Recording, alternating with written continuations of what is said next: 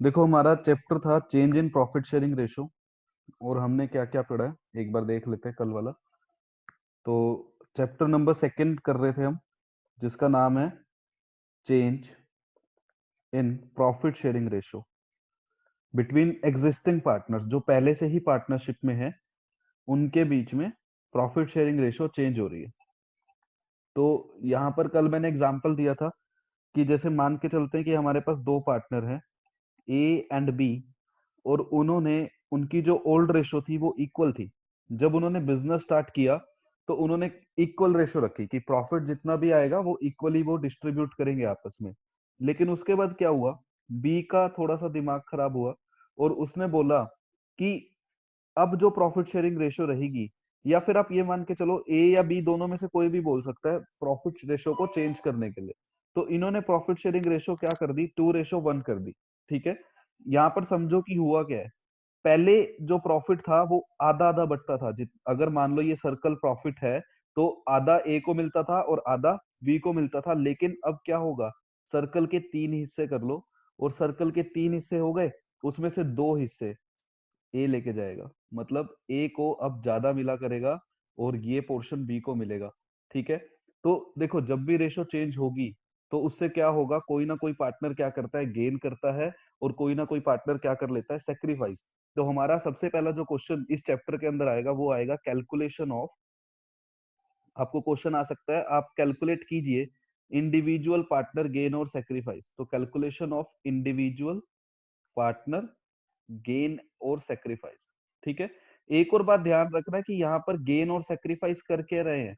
अब हमें इसमें तो पता चल रहा है कि ए ने, अब ए का हिस्सा ज्यादा हो गया, ए को प्रॉफिट ज्यादा मिला करेगा फ्यूचर में। उसने जो गेन किया है वो क्या किया है, फ्यूचर प्रॉफिट्स को, मतलब ज्यादा प्रॉफिट को गेन करेगा वो फ्यूचर के अंदर। ठीक है, तो अब यहाँ पर ये कैसे निकालते हैं, इसके लिए हमारे पास गेन और सेक्रीफाइस निकालने के लिए फॉर्मूला है हमारे पास, या तो गेन या फिर सेक्रीफाइस ही होगा।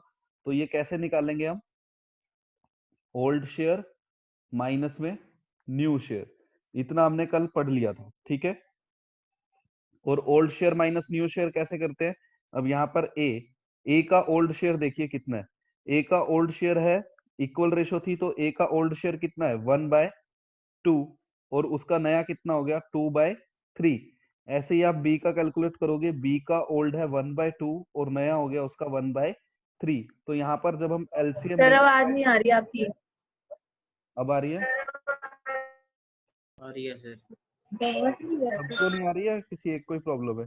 आ रही है सर। आ रही है सर। आ रही है सर, क्लियर है। चलो ठीक है, तो यहाँ पर हमें क्या करना पड़ेगा, एलसीएम लेना पड़ेगा। 2 और 3 का एलसीएम लेंगे तो 6 आ गया। ठीक है, तो यहाँ पर आप सोल्व करो।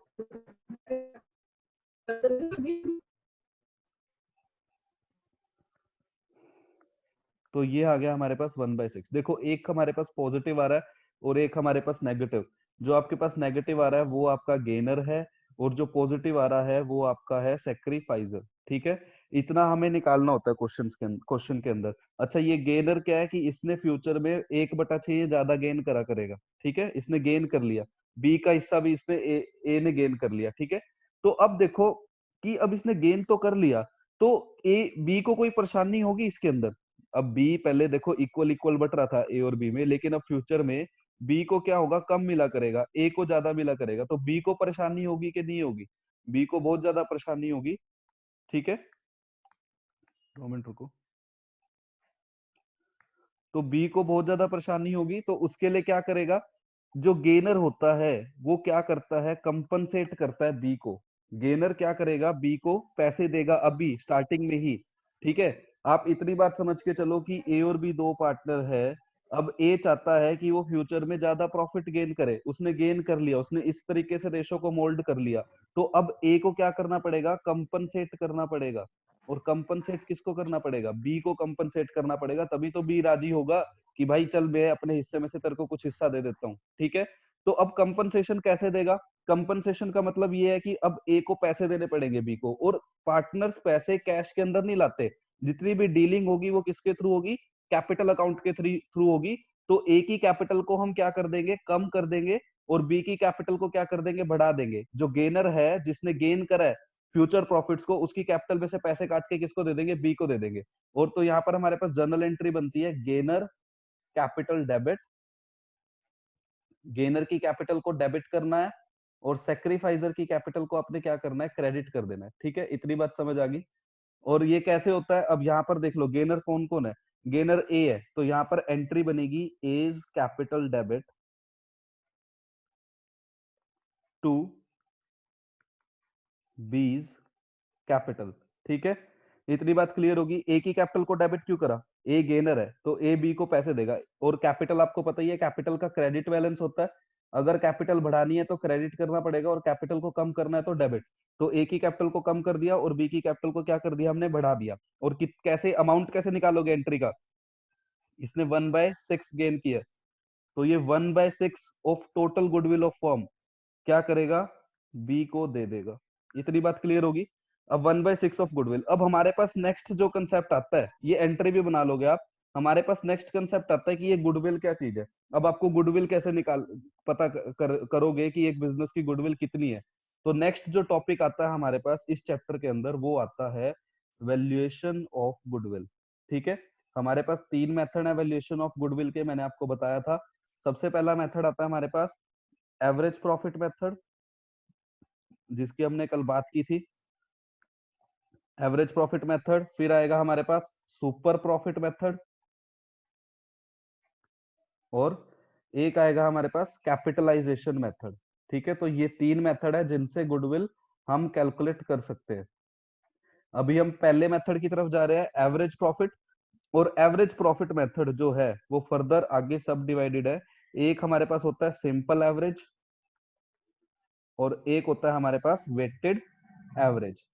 ठीक है, तो हमारे पास अब हम बात कर रहे हैं सिंपल एवरेज की। और मैंने आपको बताया था कि एवरेज प्रॉफिट मेथड में सिंपल एवरेज अगर बोला हो क्वेश्चन में, तो गुडविल का फॉर्मूला क्या होगा।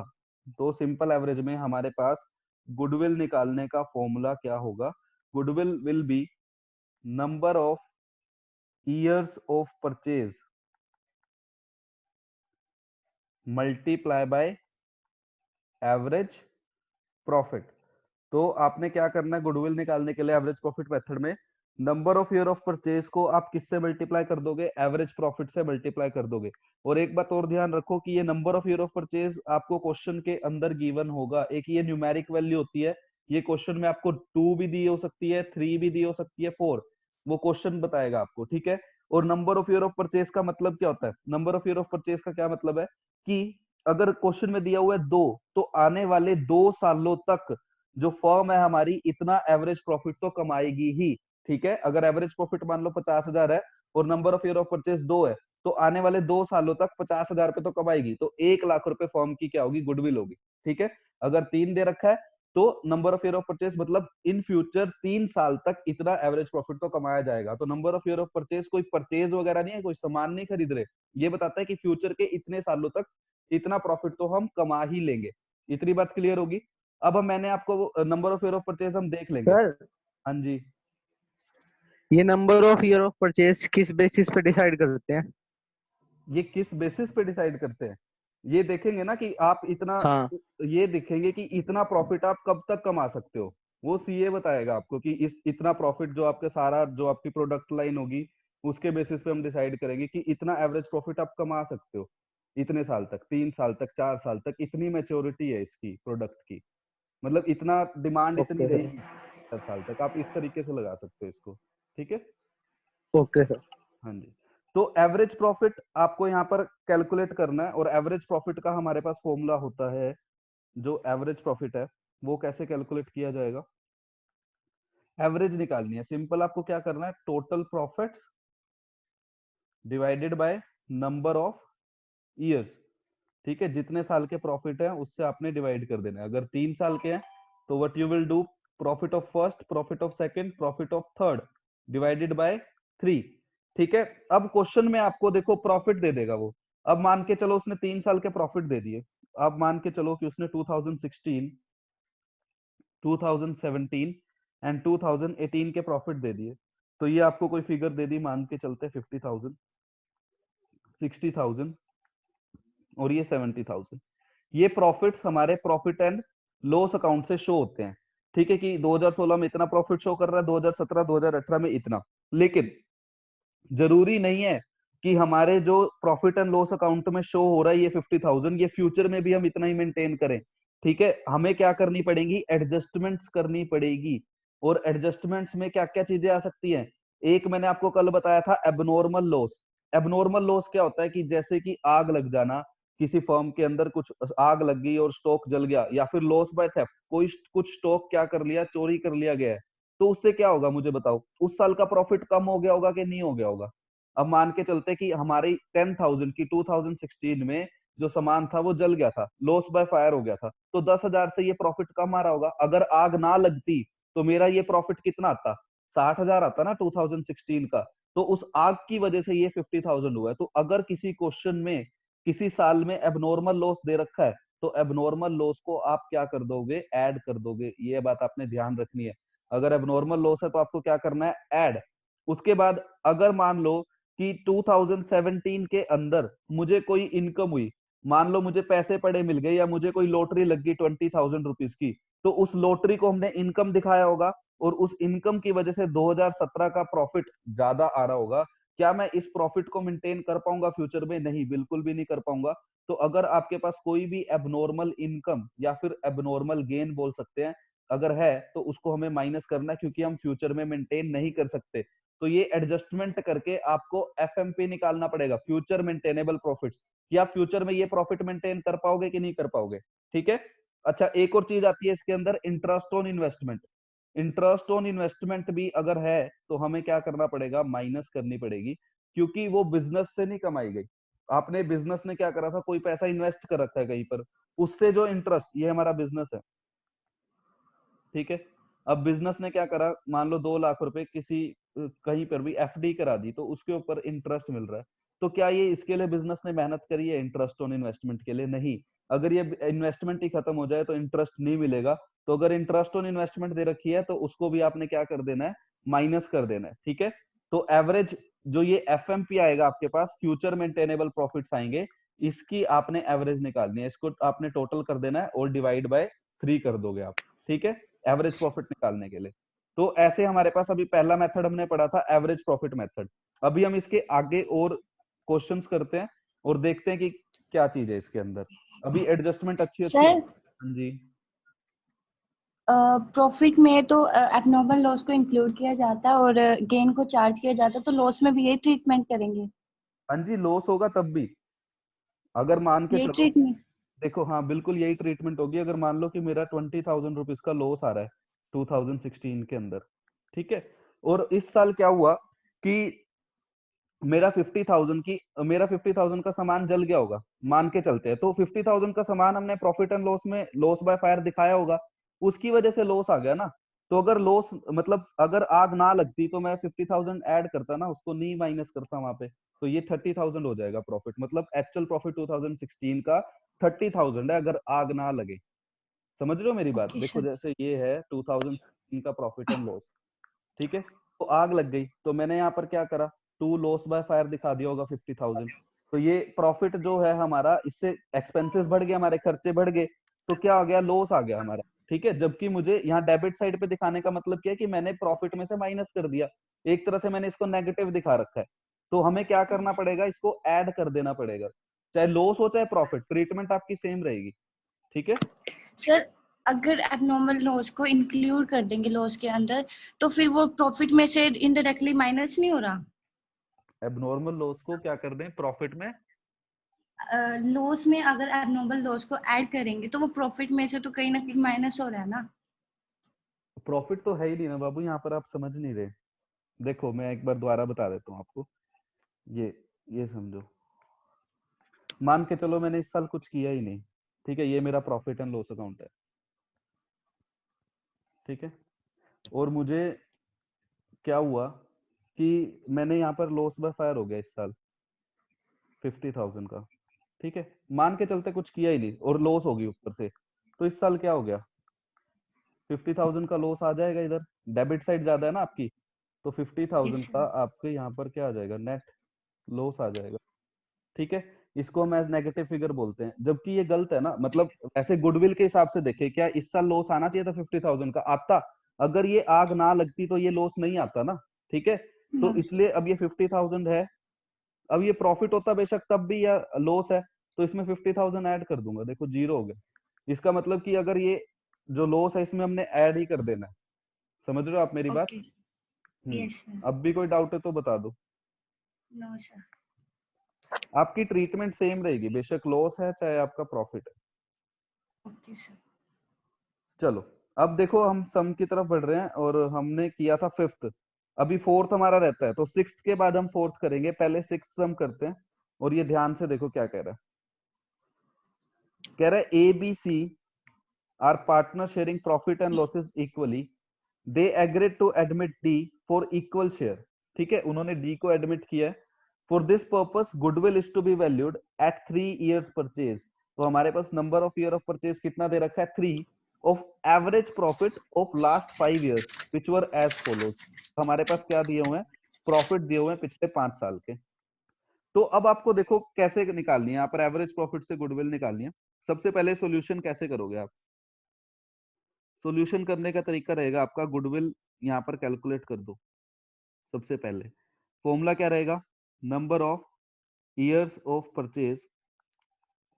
देखो एक बात मैं आपको बताऊं कि आप यहाँ पर सम स्टार्ट कर दोगे, आप एवरेज प्रॉफिट निकालना शुरू कर दोगे, जो कि बहुत गलत है। जो टीचर होगा वो सबसे पहले आपकी यहाँ पर आंसर आप लिख दोगे ना, नीचे कैलकुलेशन करना, गुडविल यहाँ कैलकुलेट करके लिख दोगे, वो यहीं पे ही चेक करके आपको मार्क्स दे देगा। ठीक है, उसे ज्यादा ढूंढना नहीं पड़ेगा। तो आपको एग्जाम के अंदर आसान बनाना है टीचर के लिए, ताकि वो पेपर आपका फटाफट चेक कर दे, उसको ज्यादा ढूंढना ना पड़े इधर उधर कि आपने क्या चीज कहाँ पर लिखी है। तो सबसे पहले आपको यहाँ पर गुडविल का फॉर्मूला लिख देना, number of year of purchase into average profit. ठीक है, और उसके बाद लीड नंबर छोड़ ऑफ, दे, लीड छोड़ दे, पढ़ रहा हूँ मैं, लीड छोड़ छोड़। लक्षित बाबू ये बच्चे खिलाओ आप, छोड़ आपका। फर्स्ट लक्षित म्यूट कर दो अपनी साइड से, देखो मुझे म्यूट करना पड़ेगा आपको। चलो number of year of purchase हमारे पास है 3। अब हमें सिर्फ एवरेज प्रॉफिट निकालना है। अब एवरेज प्रॉफिट निकालते हैं। देखो एवरेज प्रॉफिट के लिए हमारे पास प्रॉफिट दे रखे हैं, तो यहाँ पर मैं कैलकुलेट करता हूँ। हमारे पास प्रॉफिट 2013, 2014, 2015, 2016, 2017, तो ये हमारे पास प्रॉफिट दिया हुआ है। और कितने कितने दिए हुए हैं? अब देखो 2013 में क्या हुआ है? 60,000 का प्रॉफिट, उसके बाद 1,50,000 का, नेक्स्ट हमारे पास 20,000 का लॉस हुआ है, तो ये हमारे पास नेगेटिव आइटम है। और 2 लाख का फिर प्रॉफिट हुआ है, और ये हो गया 1,85,000। देखो जो ये प्रॉफिट और लॉस आपको दे रखे हैं, ये कैसे दिए हुए हैं? ये प्रॉफिट एंड लॉस अकाउंट की उससे दिए हुए हैं, ठीक है। लेकिन ये फ्यूचर मेंटेनेबल प्रॉफिट्स नहीं है, इसमें हमें एडजस्टमेंट करनी पड़ेगी, ताकि मैं निकाल सकूं कि मैं फ्यूचर में इतना प्रॉफिट मेंटेन कर पाऊंगा कि नहीं कर पाऊंगा। ठीक है, तो अब नीचे ये लाइन आप ध्यान से पढ़ना कि हुआ क्या इस साल, बहुत ज्यादा इंपॉर्टेंट है। देखो क्या कह रहा है, on 1 October 2016 a computer costing 40,000 was purchased। तो हमने क्या करा था 1 अक्टूबर 2016। अब ये वाला साल कौन सा है? देखो यहाँ पर मैं बना देता हूँ। 1 अक्टूबर 2016 का मतलब क्या है कि साल कौन से साल की बात कर रहा है? 1 अप्रैल 2016 से लेके 31 मार्च 2017, ये वाला फाइनेंशियल ईयर चल रहा है। और इस फाइनेंशियल ईयर के बीच में 1 अक्टूबर 2016 को भाई ने क्या खरीदा था? एक कंप्यूटर खरीदा था, और कितने का खरीदा था? 40,000 रुपए का। तो यहाँ पर हमने 40,000 रुपए का एक कंप्यूटर खरीदा। ठीक है, अब मुझे बताओ कि ये कंप्यूटर हमारे लिए एक्सपेंस है कि हमारी एसेट है? अब यहाँ पर दिमाग लगाओ कि जब भी आप कंप्यूटर खरीदोगे, ये खर्चा है कि एसेट? ये हमारे लिए क्या है? एसेट है। और एसेट है तो ये कहां पर जाना चाहिए? बैलेंस शीट में जाना चाहिए। इतनी बात समझ आई कि आपको, आपने 1 अक्टूबर को कंप्यूटर खरीदा, तो वो आपकी एसेट है, वो आपकी कहां पर जानी चाहिए थी? बैलेंस शीट में जानी चाहिए थी। लेकिन इन्होंने क्या किया है, कह रहा है एंड डेबिटेड टू, आपने कंप्यूटर खरीदा and debited to office expense account on which depreciation is to be charge at the rate 25% per annum. यहाँ पर इसने क्या किया, एक कंप्यूटर खरीदा 40,000 का, लेकिन देखो जब कंप्यूटर खरीदेंगे तो आप कौन से अकाउंट को डेबिट करते हो? कंप्यूटर को डेबिट करते हो ना, computer account debit to cash, अगर कैश में खरीदा है, ठीक है। कंप्यूटर को डेबिट करने का मतलब है कि एसेट आ गई, लेकिन आपने यहाँ पर कंप्यूटर की जगह क्या डेबिट कर दिया? ऑफिस एक्सपेंस डेबिट कर दिया। ध्यान से समझो। और ऑफिस एक्सपेंस डेबिट करने का मतलब है कि आपने इसको क्या मान लिया? एक्सपेंस मान लिया। हमें इसको मानना था एसेट, लेकिन हम क्या मान के चल रहे हैं इसको? एक्सपेंस। ये हमारी गलती हो गई यहाँ पर। तो अब एक्सपेंस मानने से हुआ क्या होगा? अब एक और बात देखो यहाँ पर, अब हमने इसको एक्सपेंस मान लिया तो ये प्रॉफिट एंड लॉस अकाउंट के अंदर चला गया होगा। ये हमारा प्रॉफिट एंड लॉस अकाउंट है, ये डेबिट साइड और ये क्रेडिट साइड। डेबिट साइड सारे एक्सपेंसेस नोट होते हैं, तो ये 40,000 हमने यहाँ पर लिख दिया होगा टू ऑफिस एक्सपेंस। मानते हो इतनी बात? क्योंकि गलती कर दी हमने, इसको ऑफिस एक्सपेंस में डेबिट कर दिया, तो यहाँ पर 40,000 पे मैंने इसको खर्चा दिखा दिया। अब मुझे बताओ इसको यहाँ पर दिखाने से क्या हुआ होगा? यहाँ पर एक्सपेंस दिखाने से क्या होगा? प्रॉफिट बढ़ गया होगा मेरा या प्रॉफिट कम हो गया होगा? हाँ जी, कौन बताएगा? प्रॉफिट बढ़ गया होगा मेरा या कम हो गया होगा? सर कम होगा। कम होगा ना प्रॉफिट। 40,000 का मैंने एक्सपेंस दिखा दिया, तो प्रॉफिट मेरा क्या हो गया होगा इस, और कौन से साल का कम हुआ होगा? इसका इफेक्ट कहां पर पड़ेगा? ये 31 मार्च 2017 पे पड़ेगा, क्योंकि इस साल का प्रॉफिट एंड लॉस यहाँ बना होगा और 40,000 यहाँ पे खर्चा दिखा दिया मैंने, जबकि वो मेरी एसेट थी। तो मेरा 2017 का जो प्रॉफिट है ये कितने से कम आ रहा होगा? मुझे बताओ कितने से कम आ रहा होगा? ये 40,000 से कम आ रहा होगा। तो आप यहाँ पर क्या करोगे? 40,000 आपको 2017 में ऐड करने पड़ेंगे। अभी किसी को कोई डाउट है इसके अंदर तो बताओ कि 40,000 ऐड क्यों करा? मैं दोबारा बता देता हूँ। हमने एक एसेट खरीदी थी और हमने उसको खर्चा मान लिया। खर्चा मानने का मतलब क्या है? कि हमने उसको प्रॉफिट क्या कर दिया होगा? कम कर दिया होगा 40,000 से, तो मैंने प्रॉफिट को क्या कर दिया? बढ़ा दिया 40,000 से। इतनी बात क्लियर होगी? ये जो हमारा एरर हो गया था इसको 40,000 रुपए का खर्चा मानने का, इसको ठीक कर लिया। अब देखो, अब ये जाएगा कहां पर? जाना इसको कहां पर चाहिए? कंप्यूटर खरीदा है तो ये बैलेंस शीट में जाना चाहिए था यहाँ पर, ठीक है। तो ये आ गया इधर यहाँ पर 40,000 पे। अब एसेट्स के ऊपर क्या लगता है? एसेट्स के ऊपर हम क्या चार्ज करते हैं? डेप्रिसिएशन चार्ज करते हैं, और हमारे पास डेप्रिसिएशन लगाना है हमने। उसने बोला है देखो यहाँ पर, depreciation is to be charge at the rate 25%। तो अब हम इसके ऊपर डेप्रिसिएशन चार्ज करेंगे और इसकी वैल्यू को डेप्रिशिएट कर देंगे। तो क्या करना है आपने? 40,000 का 25% डेप्रिसिएशन चार्ज करना है। और कितने मंथ्स का चार्ज करोगे? देखो 1 अक्टूबर को खरीदा है, तो 1 अक्टूबर से लेके 31 मार्च तक कितने महीने हो गए हमारे पास? अक्टूबर, नवंबर, दिसंबर, जनवरी, फरवरी, मार्च। तो ये हो गया हमारे पास 6 मंथ्स। तो ये कैलकुलेट करो डेप्रिसिएशन, 40,000 का 25% फॉर 6 मंथ्स। तो ये हमारे पास आता है 5,000। अब ये 5,000 का डेप्रिसिएशन मैं क्या करूंगा? यहाँ से माइनस कर दूंगा। और आपको 11th में याद होगा कि ये डेप्रिसिएशन कहाँ दिखाना होता था?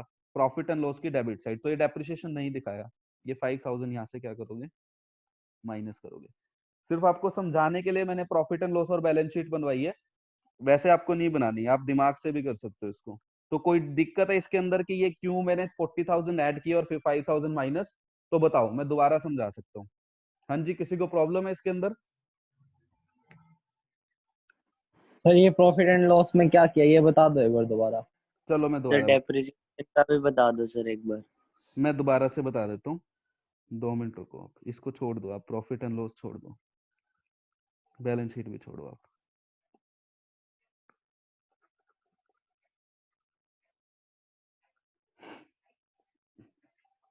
इतनी बात समझो कि हमने क्या किया था इस साल?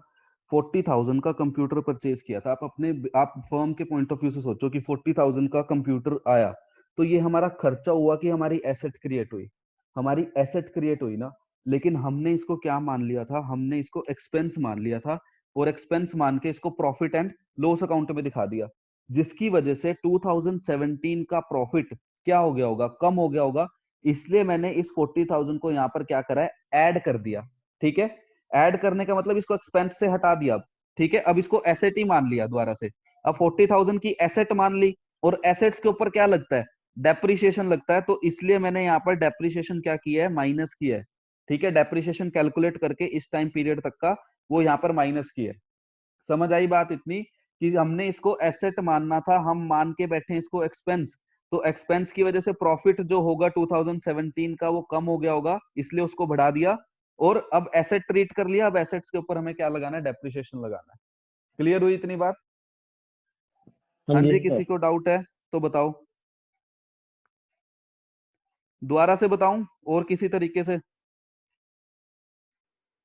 नो सर, आ गया समझ। चलो ठीक है।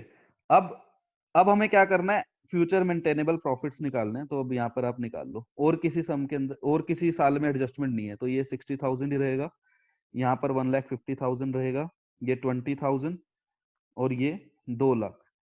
आप इसको सोचोगे ना तो आपको ज्यादा समझ आएगा। आप थोड़ा सा इसके अंदर दिमाग लगाओ कि हमने उसको क्या करा था, एसेट्स मानना था, हम एक्सपेंस मान के बैठे हैं, तो प्रॉफिट कम हो गया होगा, इसलिए यहाँ पर ऐड कर दिया। ठीक है, और एसेट्स के ऊपर डेप्रिसिएशन तो माइनस होता ही है, उससे प्रॉफिट कम होता है, इसलिए यहाँ पर माइनस करेंगे। तो 1,85,000 प्लस 40,000 एंड माइनस 5,000, तो ये हमारे पास आ गया 2017 का फ्यूचर मेंटेनेबल प्रॉफिट 2,20,000। तो ये आ गया। अब आपको क्या करना है, यहाँ पर एवरेज प्रॉफिट निकालना है। और एवरेज प्रॉफिट कैसे निकालोगे आप, ये सबको ऐड कर लो, 60,000 plus 1,50,000 minus 20,000 plus 2 lakh plus 2,20,000 divided by 5। ठीक है, लॉस को आपने माइनस ही रखना है, तो यहाँ पर कर लेते हैं 60,000 plus 1,50,000 minus 20,000 plus 2 lakh and plus 2,20,000। तो ये हो गया हमारे पास 6,10,000 डिवाइडेड बाय 5। तो हमारा एवरेज प्रॉफिट आता है 1,22,000। और अब आप इसको ऊपर दिखा दो, एवरेज प्रॉफिट आ गया 1,22,000 और जो गुडविल आएगी वो आपकी आ जाएगी इंटू 3,66,000। किसी को सम के अंदर डाउट है तो बताओ। हाँ जी, तो ये हमारे पास आंसर आ गया 3,66,000। ठीक है, सम क्लियर हुआ? कोई दिक्कत है तो बताओ, अभी ये आगे भी आएगा, इतना अगर नहीं क्लियर हुआ तो आ जाएगा आगे आपको। देखो अब क्वेश्चन नंबर 4 करते हैं, वो थोड़ा अच्छा सम है, इससे भी अच्छा है। तो यहाँ पर क्वेश्चन नंबर 4 करने वाला हूं मैं। एक बार आप इस सम को रीड आउट करो अपनी बुक्स में से, मैं इसको रब करता हूँ इतना यहाँ पर।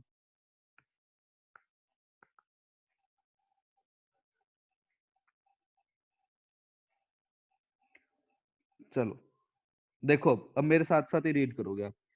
यहाँ पर कह रहा है X purchase the business of Y on 1st April 2019. ठीक है, for this purpose goodwill is valued at 100% of average annual profit of last 4 years.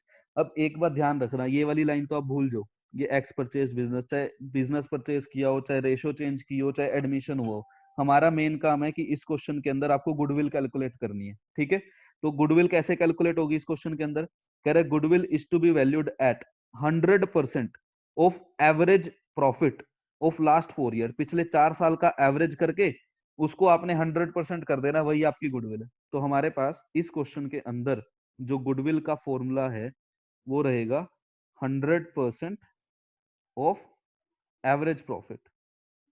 तो एवरेज प्रॉफिट निकाल के उसका हम क्या कर देंगे, 100% कर देंगे। इतनी बात क्लियर होगी? अब कह रहे the profit shown by wise business for the last 4 year. अब ये हमारे पास 4 साल के प्रॉफिट दे रखे हैं, जिसका हमने क्या करना है, एवरेज निकालना है। तो ये 2016, 17, 18, 19। अब आपको क्या काम करना है, एवरेज प्रॉफिट निकालना है। तो यहाँ पर लिख लेते हैं डिटेल्स कि 2016, 2017, 2018 और 2019 के प्रॉफिट की डिटेल्स लिख लेते हैं यहाँ पर।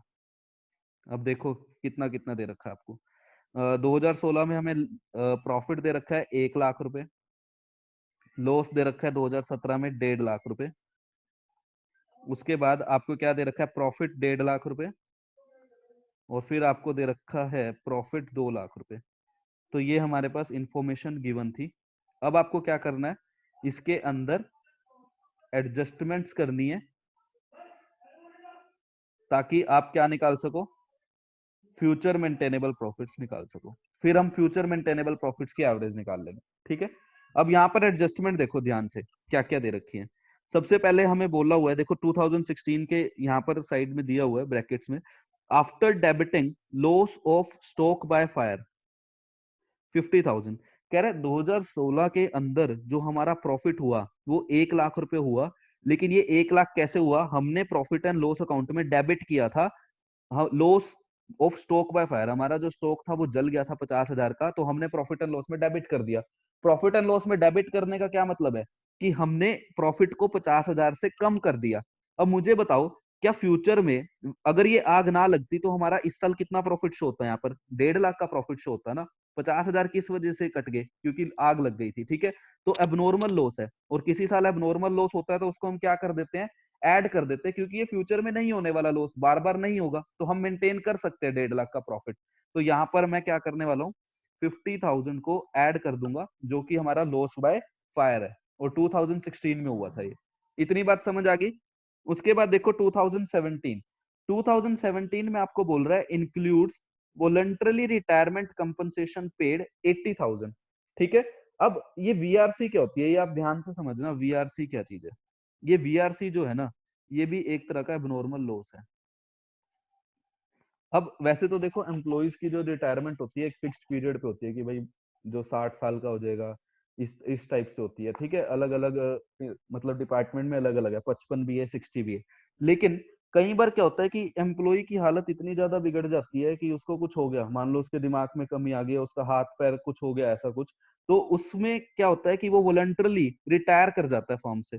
तो उस केस में हमें फर्म को क्या करना पड़ता है, उसको कंपनसेशन देनी पड़ेगी। देखो अगर वो 60 ईयर्स में ही रिटायर होगा, 60 साल की एज में रिटायर होगा, तो फर्म क्या करेगी, पहले से तैयारी करके चलेगी ना कि भाई 60 साल का जब हो जाएगा तो मुझे रिटायरमेंट के लिए कंपनसेशन देनी पड़ेगी, तो उसके लिए फर्म के ऊपर इतना बर्डन नहीं रहता। लेकिन मान लो अभी एकदम से कोई इंप्लॉई आके कहता है कि भाई रिटायरमेंट लेनी है, वो नहीं कहता, कुछ ऐसी कंडीशन हो जाती है उसकी कि उसको अभी वॉलंटरली रिटायरमेंट देनी पड़ेगी फर्म को, तो वो हमारे केस में क्या हो जाता है, उस साल लॉस हो जाता है एकदम से, फर्म एकदम बर्डन आ जाएगा ना फर्म के ऊपर, तो लॉस हो जाएगा 80,000 का, ठीक है। तो ये 80,000 का लॉस हो गया 2017 में, 80,000 का खर्चा बढ़ गया, लेकिन ये फ्यूचर में थोड़ी होगा, तो इसको भी हम क्या कर देंगे, ऐड कर देंगे 80,000 रुपीज को। तो ये आपको ध्यान रखना है कि वीआरसी भी एक एबनॉर्मल लॉस है, इसको भी आपने क्या कर देना है, ऐड कर देना है। इतनी बात क्लियर होगी? उसके बाद हमारे पास ये दे रखे हैं।